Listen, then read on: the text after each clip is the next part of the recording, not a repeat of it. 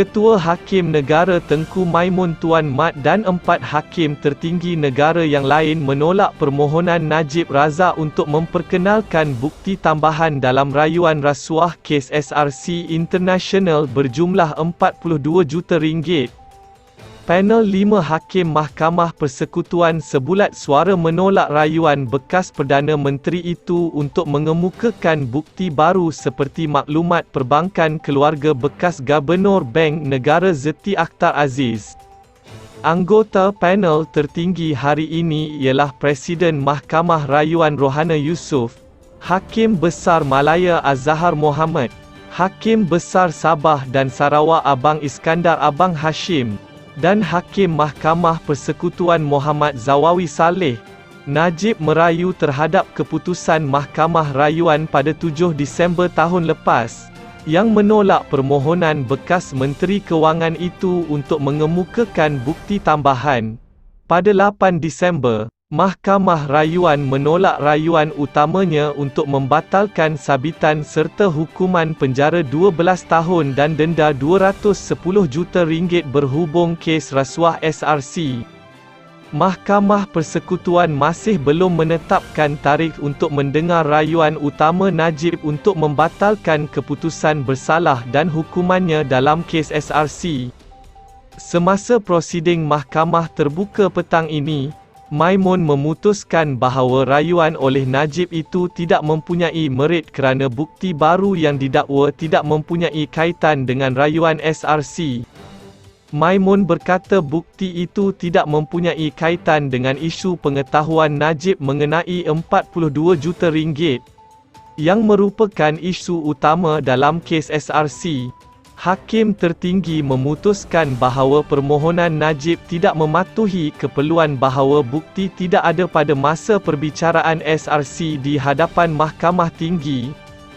Bukti yang ingin dikemukakan adalah berkaitan dengan kes lain iaitu perbicaraan berasingan Najib RM2.28 bilion 1MDB.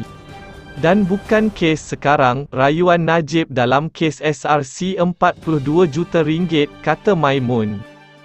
Kami tidak nampak bagaimana bukti itu berkaitan dengan isu pengetahuan, katanya. Maimun juga menegaskan bahawa permohonan itu terlalu luas dalam skop bukti yang dicari dan gagal untuk menerangkan secara khusus bukti yang dicari. Dia berkata afidavit menyokong bidaan keterangan tambahan tidak menyatakan rasional atau fakta khusus yang dikaitkan dengan bakal saksi dengan bukti baru yang dikatakan. Saksi, seperti Zeti, disediakan oleh pendakwaan pada permulaan peringkat pembelaan perbicaraan SRC Najib. Tetapi perayu, Najib enggan memanggil saksi, kata Maimun. Ketua Hakim Negara juga menekankan bahawa Mahkamah Rayuan telah memberikan pendengaran yang adil sebelum menolak permohonan bukti tambahan. Bertentangan dengan hujahan daripada Peguam Najib, dia berkata Badan Kehakiman diberi kuasa di bawah Seksyen 15A Akta Mahkamah Kehakiman untuk mengarahkan prosiding dijalankan melalui pendengaran hibrid yang menggabungkan pendengaran secara dalam talian dan di mahkamah. Tambahnya, peruntukan ini dibuat khusus untuk situasi di mana pasukan undang-undang menjalani kuarantin COVID-19 atau kontak rapat dengan seseorang yang positif. Dia turut menegaskan bahawa pasukan undang-undang yang berada di bawah kuarantin akibat COVID-19 masih boleh mengakses dokumen mahkamah melalui teknologi moden. Syafiq sebelum ini mengemukakan di hadapan Mahkamah Persekutuan bahawa Mahkamah Rayuan tidak memberikan perbicaraan yang adil kerana menolak permohonan Peguam Najib untuk menangguhkan perbicaraan 7 Disember.